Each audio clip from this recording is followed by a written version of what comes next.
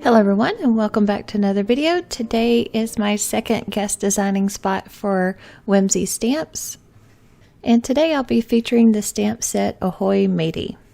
I love doing a project that's going to put a smile on somebody's face, and the stamp sets from Whimsy Stamps absolutely does that. Okay, so let's get started on this card I'm going to make for you today. We're going to stamp out all three of the characters from this stamp set. And I am going to use Copic friendly ink because I am going to Copic color these, and then we're going to make one of those box explosion cards. I don't know what the technical term is for it, but I think these are really fun cards. They can fold up and go in an A2 size card envelope, or if you make a 5x7, you can use standard size envelopes. There's a lot of dies out there to do these. I just kind of studied how they were made, and I made my own template on my Cricut, and that's how I cut out all the bones for this card. But for now, let's get into the Copic coloring. Of course, the flamingo had to be pink, and for all the colors that I used, there'll be a link to my blog post down in the video description below, as well as links for the Whimsy store and a direct link to the Ahoy Matey Whimsy stamp set. These characters are quite easy to color. They have large areas to color, not a lot of really small intricate things, which makes them very easy to color even for beginning colorist.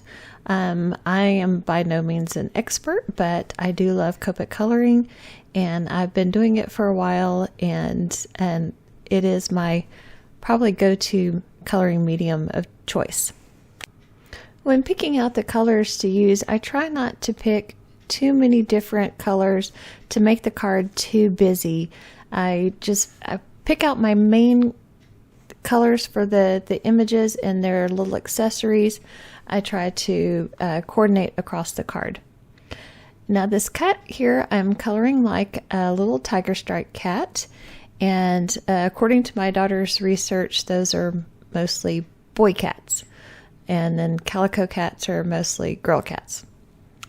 Something I did not know, but I had a tiger stripe cat when I was a little kid, and so I wanted to color this to kind of look like the cat I had when I was a kid. Once I get done coloring all these, I will run them through my brother's scan and cut and get them all cut out and ready for the card.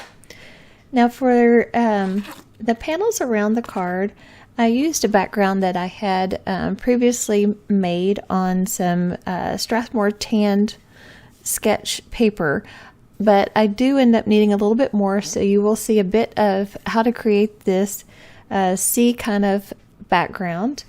And I stamped two of the sentiments from the stamp set on there, just float, which I thought went along with the little kitty cat floating in the water, and we're in this together, so they're all three in there, and it kind of just goes along with the theme of the world right now. We're all in this giant mess together.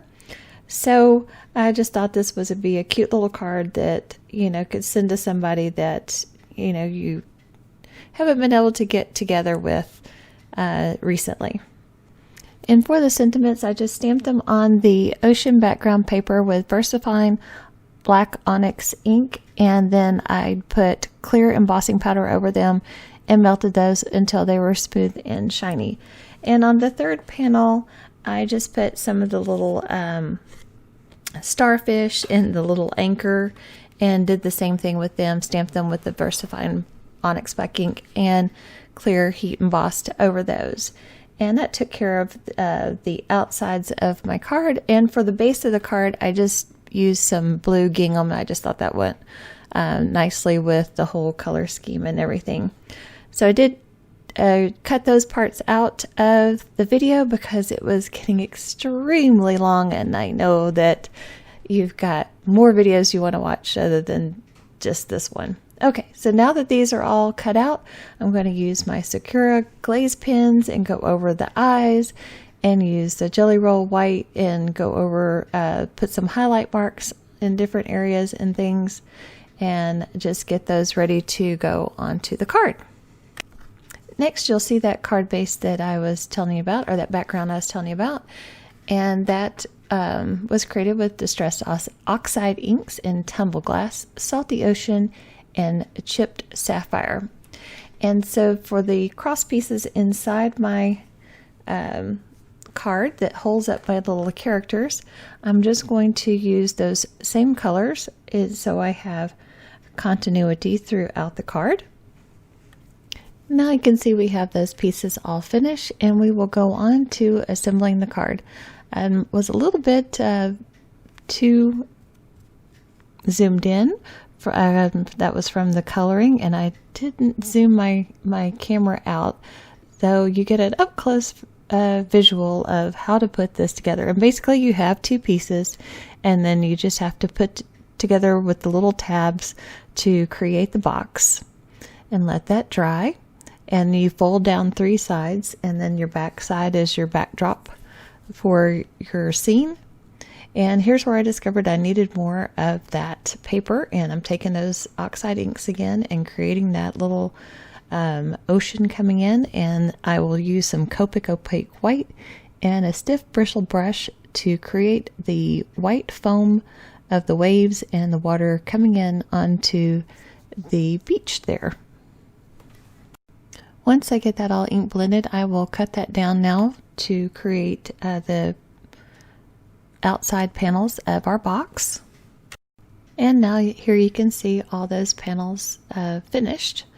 And on those cross pieces, I'm just putting some white kind of wave marks in with my Jelly Roll pen, just so they're not just solid, that they have a little bit of interest to them.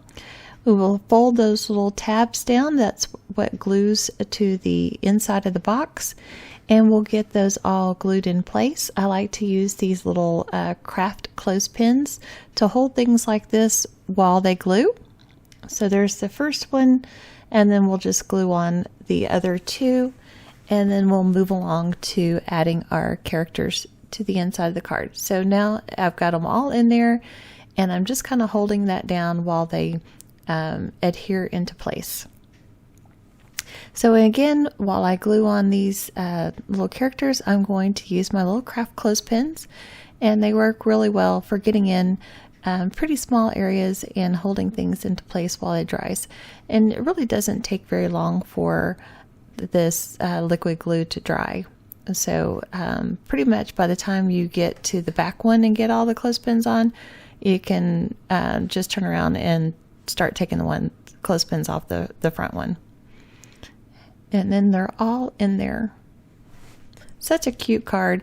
So happy that you stopped by today and joined me for my second guest design spot at Whimsy Stamps. I hope you all have a great day.